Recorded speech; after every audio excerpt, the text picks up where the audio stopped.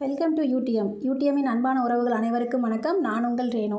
என்னங்க எல்லோரும் எப்படி இருக்கீங்க? நல்லா இருக்கீங்களா? நேற்றைய நாள் தகவலெல்லாம் உங்களுக்கு பயனுள்ளதாக இருந்திருக்கும். தொடர்ந்து இன்றைக்கான தகவல்கள் பார்க்கலாமா? அதுக்கு முன்னாடி நம்ம வீடியோவுக்கு லைக் கமெண்ட் பண்ண அனைத்து உறவுகளுக்கும் மிகப்பெரிய நன்றி. அதே மாதிரி நம்ம சேனலுக்கு நீங்கள் கொடுத்துட்டு வர ஒத்துழைப்புக்கும் ஆதரவுக்கும் மிகப்பெரிய நன்றிங்க. நம்ம சேனல் தொடர்ந்து சப்போர்ட் பண்ணுங்கள். மறக்காமல் நம்ம சேனலை சப்ஸ்கிரைப் பண்ணிக்கோங்க. நம்ம வீடியோவுக்கு ஒரு லைக் பட்டன் தட்டிக்கோங்க. ஏன்னா உங்களோட லைக்ஸ் தாங்க என்னோடய எனர்ஜி. ஸோ மறக்காமல் லைக் பட்டன் தட்டிக்கோங்க. அது மாதிரி நம்ம சேனல் டெலகிராம் குரூப்லேயும் ஜாயின் பண்ணிக்கோங்க. நம்ம இந்த வீடியோவோட டிஸ்கிரிப்ஷனில் டெலகிராம் குரூப்போட லிங்க் கொடுத்துருப்போம். மறக்காமல் ஜாயின் பண்ணிக்கோங்க. அதில் தான் மந்த்லி கரண்ட் அஃபேர்ஸ் போடுவோம், monthly question and answers PDF போடுவோம், டெய்லி நியூஸ் பேப்பர் கட்டிங் போடுவோம். ஸோ அதனால் எதையும் மறக்காமல் மிஸ் பண்ணாமல் இருக்கணும். அதுக்காக தான் நாம் அதில் ஜாயின் பண்ணிக்க சொல்கிறோம். மறக்காமல் ஜாயின் பண்ணிக்கோங்க. தொடர்ந்து இன்றைக்கான தகவல்கள் பார்க்கலாம். இன்றைக்கி பிப்ரவரி 26 இம்பார்ட்டண்ட் டேஸ் அப்படின்னு பார்க்கும்போது ஒருவருடைய டெத் ஆனிவர்சரியை நம்ம அனுசரிக்கிறோம். அது யார் அப்படின்னு பார்க்கும்போது வீர் சவார்கர். அவர் ஒரு சுதந்திர போராட்ட வீரர். நம்ம பிரதமர் அவர்களுக்கு மரியாதைக்குரியவர்னு சொல்லலாங்க. ஏன் அப்படின்னா இவர் இந்துத்துவா சித்தாந்தத்தின் முன்னணி ஆதரவாளரான சவார்கர் இவர் பேர். இவரோட சுருக்கம்தான் சவார்கர் அப்படின்னு சொல்கிறோம், VD சவார்கர் அப்படிங்கிறோம். பட் இவர் ஃபுல் நேம் பார்த்தோம் அப்படின்னா நம்ம AK பேர் மாதிரி வினயக்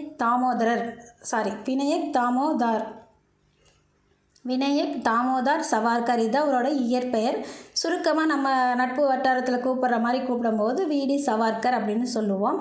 நமக்கு வினயக் மகாதேவன் ஏகேக்கு பேர் இருக்கும். இது பார்த்திங்க அப்படின்னா வினயக் தாமோதர் அப்படிங்கிற பேர் இவருடையது. இவர் சுதந்திர போராட்ட வீரர், நம்ம பிரதமருக்கு மரியாதைக்குரியவர் அப்படிங்கிறது நாம் பார்க்குறோம். இன்றைக்கி இவரோட டெத் ஆனிவர்சரியை நாம் அனுசரிக்கிறோம். பிப்ரவரி 26 தான் அவர் இறந்தார். 1966 இறந்தார். இவர் கடைசியாக ஒரு உண்ணாவிரத போராட்டத்தை கையில் எடுத்து தான் பிப்ரவரி 1 கையில் எடுத்து பிப்ரவரி 26 இறந்துட்டார். கடைசி வரைக்கும் நாட்டுக்காக பாடுபட்ட ஒரு தியாகிகளில் இவரும் ஒருத்தர் அப்படிங்கிறத நாம் பார்க்குறோம். இந்துத்துவா சித்தாந்தத்தின் முன்னணி ஆதரவாளரான சவார்கர் 1883 மே மாதம் பிறந்தார். மகாராஷ்டிராவில் பிறந்தவர். 1966 பிப்ரவரி 26, அதாவது இன்றைய நாள் ஆண்டு பார்த்திங்க அப்படின்னா 1966 இறந்துட்டார் அப்படிங்கிறத நம்ம பார்க்குறோம். ஒரு சுதந்திர போராட்ட வீரர். அவருக்கு நம்ம ஒரு மரியாதையை செலுத்திடுவோம் இன்றைய நாளில். இந்திய சுதந்திரத்திற்காக போராட்டம் பண்ணாங்க எத்தனையோ பேரில் நமக்கு இவரும் வீர் சவார்கரும் ஒருத்தர் அப்படிங்கிறத நாம் இன்றைக்கி தெரிஞ்சுக்கிறோம்.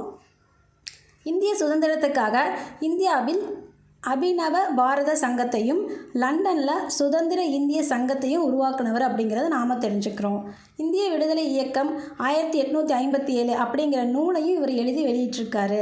இந்து மகா சபையை உருவாக்கினார். இந்து அப்படிங்கிற ஒரு கொள்கைக்குள்ளேயே அவர் வாழ்ந்திருக்காரு அப்படிங்கிறத நாம் தெரிஞ்சுக்கிறோம்.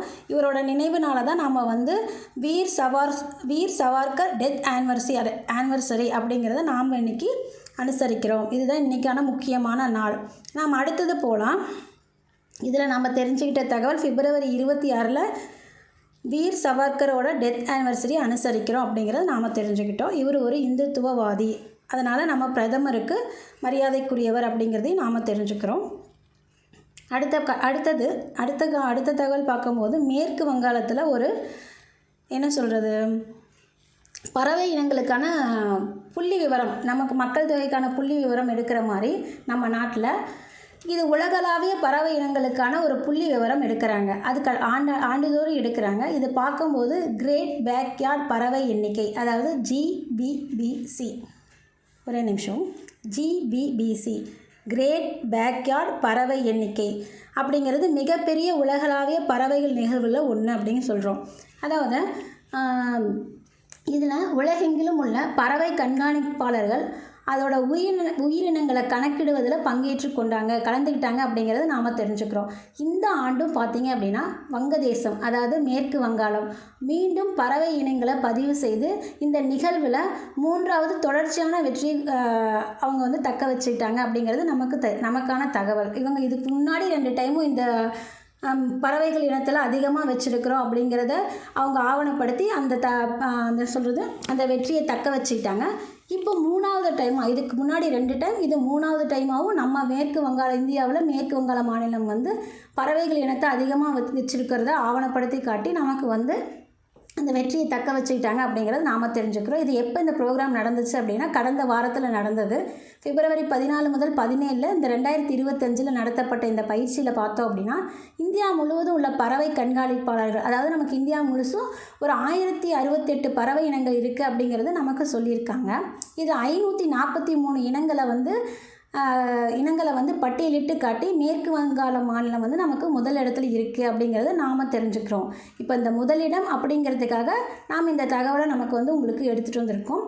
இந்தியாவில் எந்த மாநிலம் அதிக பறவை இனங்களை பதிவு செய்தது அப்படின்னு ஒரு கேள்வி நமக்கு வரும்போது மேற்கு வங்காளம் முதல் இடத்துல இருக்குது அப்படிங்கிறத நாம் தெரிஞ்சுக்கிறோம். எத்தனை பறவை இனங்கள் மேற்கு வங்காளத்தில் பட்டியலிடப்பட்டு நமக்கு முதல் இடத்துல இருக்குது அப்படின்னா இந்தியாவிலேயே மொத்தமாக 1068 இனங்கள் இருக்குது. அதில் மேற்கு வங்காளத்தில் மட்டும் 543 இனங்களோட மேற்கு வங்காளம் பார்த்திங்கன்னா நமக்கு முதல் இடத்துல இருக்குது. அடுத்த இடத்துல உத்தரகாண்ட் இருக்குது, அடுத்த இடத்துல அஸ்ஸாம் இருக்குது. ஸோ முதலிடம் அப்படிங்கிறது முதலிடம் தானே. 543 இனங்கள், நமக்கு இந்தியாவில் மொத்தம் 1068 இனங்கள் இருக்குது அப்படிங்கிறது நாம் இங்கே தெரிஞ்சுக்கிறோம். இது தாங்க நம்ம இன்றைக்கி இந்த மேற்கு வங்காளத்தை பற்றி பார்க்குறதுக்கு உண்டான விஷயம். மேற்கு வங்காளத்தில் ஒரு பறவை இனத்துக்காக எடுக்கப்பட்ட புள்ளி விவரத்தில் நம்ம இந்தியா ஃபுல்லாக எடுக்கப்பட்ட புள்ளி விவரத்தில் 543 இனங்கள் மேற்கு வங்காளத்தில் இருக்குது அப்படிங்கிறத நாம் தெரிஞ்சுக்கிறோம். அடுத்த தகவல் போயிடலாம். இன்னும் மறுபடியும் ஒரு டைம் சொல்கிறேன்.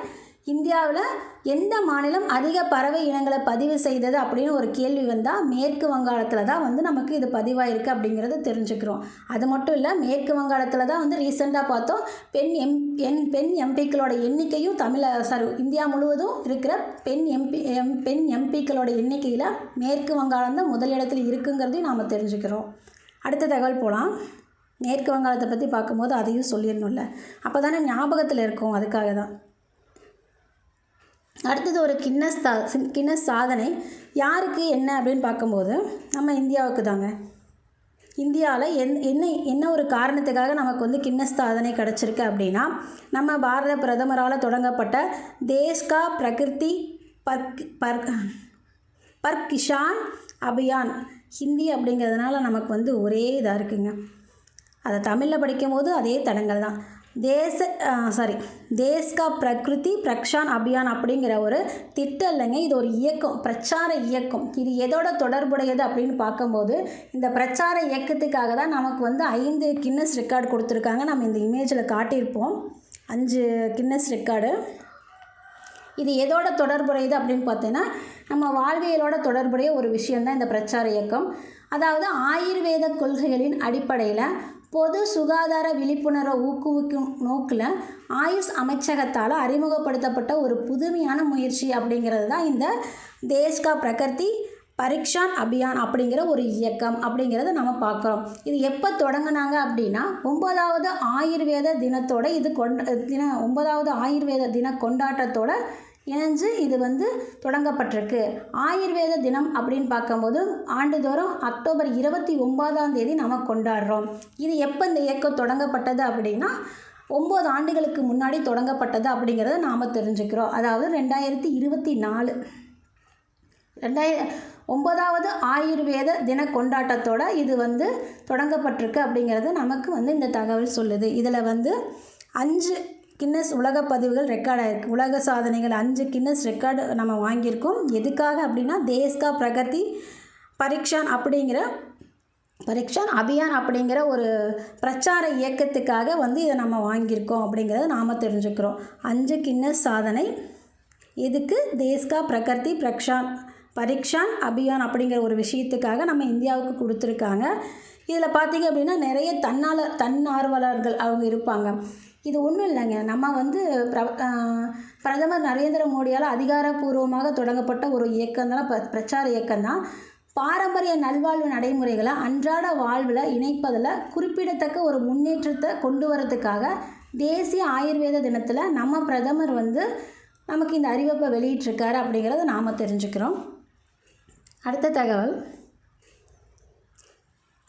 இது பார்த்திங்க அப்படின்னா குடிமக்கள் தேஷ் கா அப்படின்னு நம்ம சொன்னோம் இல்லைங்களா, தேஷ் கா பிரகிருதி பரீக்ஷான் அபியான் அப்படிங்கிறது குடிமக்கள் முழுமையான நல்வாழ்வுக்கான இயக்கத்தில் சேருங்கள் அப்படிங்கிறத இந்த பிரச்சாரத்தோட ஒரு நோக்கம் அப்படின்னு சொல்லலாம். ஒரு என்ன சொல்கிறது நோக்கம்தான் அப்படின்னு சொல்லலாம். குடிமக்கள் வந்து நம்மளோட வாழ்வாதாரத்தில் ஆயுர்வேதத்தை எந்த அளவுக்கு ஆயுர்வேத மருத்துக்களை ஆயுர்வேதமும் இருக்கணும் அப்படிங்கிறத ஒரு விஷயமா சொல்கிறதுக்கு தான் இந்த பிரச்சாரத்தில் முழுமையான நல்வாழ்வுக்கான இயக்கத்தில் சேருங்கள் அப்படிங்கிறத அவர் நமக்கு சொல்லியிருக்காரு. இது பார்த்திங்க அப்படின்னா முழுமையான சுகாதாரத்திற்கு மற்றும் உலகளாவிய ஆயுர்வேதத்தின் முக்கியத்துவத்தையும் உறுதிப்படுத்துது அப்படிங்கிறத நாம் தெரிஞ்சுக்கிறோம். இந்திய பாரம்பரிய மருத்துவ முறை NCISM அப்படின்னு நாம் சொல்லுவோம் மற்றும் ஆயுஷ் அமைச்சகம், இந்திய அரசு ஆகியவற்றின் ஆதரவுடன் இந்த பிரச்சாரம் மும்பையில் தனது முதல் கட்டத்தை, இது ஃபஸ்ட்டு பேஸுன்னு சொல்லுவோம் இல்லைங்களா, அந்த மாதிரி ஃபஸ்ட்டு கட்டத்தை நிறைவு செய்திருக்கு. அதுலேயே வந்து நமக்கு வந்து 5 கின்னஸ் ரெக்கார்டு கிடச்சிருக்கு அப்படிங்கிறத நாம் தெரிஞ்சுக்கிறோம். ஆயுர்வேதத்துக்காக இயக்கப்பட்ட அந்த அந்த இதில் வந்து தேஸ்கா பிரகதி பரீக்ஷான் அபியான் அப்படிங்கிற ஒரு விஷயத்துக்காக 5 கின்னஸ் சாதனை வாங்கியிருக்கோம். இது நாம் தெரிஞ்சுக்கிட்ட தகவல். நம்ம அடுத்தது போயிடலாம். OPEC அப்படின்னா என்னன்னு முதல்ல தெரிஞ்சுக்கலாம். Organisation of the petroleum exporting countries. இப்போ உங்களுக்கு புரிஞ்சிருக்கும். OPEC அப்படின்னா பெட்ரோலியம் எக்ஸ்போர்ட்டிங் கண்ட்ரீஸ் அப்படிங்கிறது நமக்கு தெரிஞ்சிருக்கும். பெட்ரோலியம் எங்கே எக்ஸ்போர்ட் பண்ணுவாங்கங்கிறது நமக்கு எல்லாருக்குமே தெரியும். இருந்தாலும் நான் சொல்லிடுறேன், இந்த OPEC அப்படிங்கிறதுல 12 உறுப்பு நாடுகள் இருக்காங்க. அதாவது மெம்பர் கண்ட்ரீஸ் பார்க்கும்போது Algeria, Congo, Guinea, Iran, Iraq, Kuwait, Libya, Nigeria, Saudi Arabia, United Arab Venezuela, இந்த மாதிரி மொத்தம் 12 நாடுகள் வந்து உறுப்பு நாடுகளாக இதில் இருக்குங்க. ஸோ இதில் வந்து OPEC+ குழுவில் வந்து பார்வையாளராக நமக்கு யார் சேர்ந்துருக்காங்க அப்படிங்கிறதுக்காக இதை பார்க்குறோன்னா, பிரேசில் வந்து இந்த OPEC குழுவில் பார்வையாளராக இணைஞ்சிருக்காங்க. அதுக்காக நாம் வந்து இந்த தகவலை நாம் பார்க்குறோம். இந்த மாதிரி இதிலெல்லாம் போய் சேர்றது, பிரிக்ஸில் சேர்றதோ, இந்த மாதிரி OPEC இதிலெல்லாம் போய் சேரும்போது எந்த நாடு வந்து ஆட் ஆகிருக்காங்க அப்படிங்கிறது நமக்கு கேள்வியாக வரும். அதனால் நம்ம வந்து இதை மிஸ் பண்ணிடக்கூடாதுங்கிறதுக்காக இந்த தகவல் உங்களுக்கு கொடுத்துட்ருக்கோம். நீங்கள் மறக்காமல், அதாவது நல்லா கவனிச்சுக்கோங்க அப்படின்னு சொல்ல வரேன். பிரேசில் பார்த்திங்க அப்படின்னா அண்மையில் OPEC+ குழுவில் பார்வையாளராக இணைஞ்சிருக்காங்க அப்படிங்கிறது தெரிஞ்சுக்கோ. உறுப்பு நாடுகள் வேறு, இது பார்வையாளராக இவங்க இணைஞ்சதுனால என்ன பயன் அப்படின்னா, பிரேசிலுக்கு உலகளாவிய எண்ணெய் சந்தை விவாதங்களில் பங்கேற்கும் வாய்ப்பு கிடைக்குது இதனால் அப்படிங்கிறத நாம் தெரிஞ்சுக்கிறோம். OPEC குழுவில் பார்வையாளராக பிரேசில் இணைஞ்சிருக்காங்க, அதுதான் நாம் தெரிஞ்சுக்கிறோம். அதனால் அவங்களுக்கு என்ன பலன்? எண்ணெய் சந்தை விவாதங்களில் பங்கேற்கும் வாய்ப்பு கிடைக்கிது. OPEC குரூப்பில் எத்தனை பேர் இருக்காங்க? 12 கண்ட்ரிஸ் இருக்காங்க. அதனால தான் நாம் இதை சொல்கிறோம்.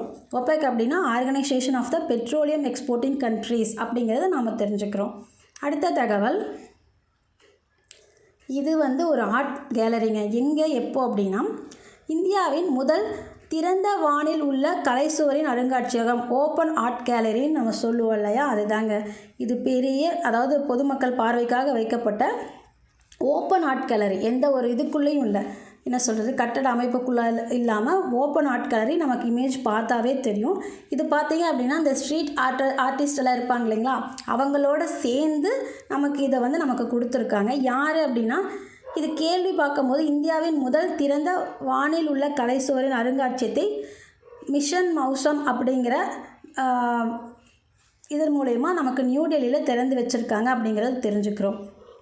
யார் அப்படின்னா, இந்திய வானிலை ஆய்வுத்துறையின் 150வது நிறுவன தினத்தை குறிக்கும் நிகழ்வுகளில் ஒரு பகுதியாக நாட்டை வானிலைக்கு தயாராக மாற்றும் காலநிலைக்கு ஏற்ற நாடாக மாற்றுவதை நோக்கமாக கொண்ட மிஷன் மௌசம் திட்டம், அதுதாங்க இந்த மௌசம் வேலில் அப்படிங்கிறது.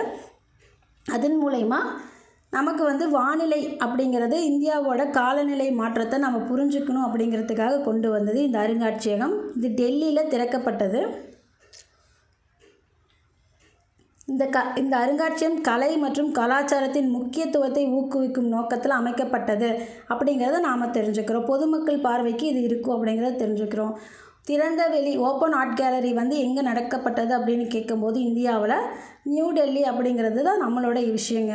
அதாவது மிஷன் மௌசம் அப்படிங்கிறது நமக்கு 150வது வானிலை என்ன சொல்கிறது, IMD இருக்குது இல்லைங்களா. IMDனா இந்தியன் மெட்ரோலாஜிக்கல் டிபார்ட்மெண்ட். நம்ம கேள்விப்பட்டிருப்போம். கடந்த பொங்கல் அன்னைக்கு தான் வந்து நம்ம பிரதமர் வந்து அந்த மிஷன் மௌசம் அப்படிங்கிறத தொடங்கி வச்சுருந்தாரு. ஸோ அதோட இதுதான் வந்து நாம் தெரிஞ்சுக்கிறோம் இந்த பெயிண்டிங்கில். காலநிலை மாற்றம், வானிலை மாற்றம் இதை பற்றி தெரிஞ்சுக்கிறதுக்காக மக்களுக்கு புரிய வைக்கணும் அப்படிங்கிறதுக்காக தான் வந்து இந்த ஆர்ட் கேலரி இந்தியாவில் முதல் டைமாக வந்து நியூ டெல்லியில் இந்த art gallery, open art gallery வந்து நடந்திருக்கு அப்படிங்கிறத நாம் தெரிஞ்சுக்கிறோம். இன்றைக்கான தகவல்களோட நிறைவுக்கு வந்துட்டோங்க. இந்த தகவல்கள்லாம் உங்களுக்கு பயனுள்ளதாக இருந்திருக்கும். தொடர்ந்து நாளைக்கான தகவல்களோடு உங்களை சந்திக்கிறேன். அதுவரை உங்களிடமிருந்து விடைபெறுவது உங்கள் ரேணு.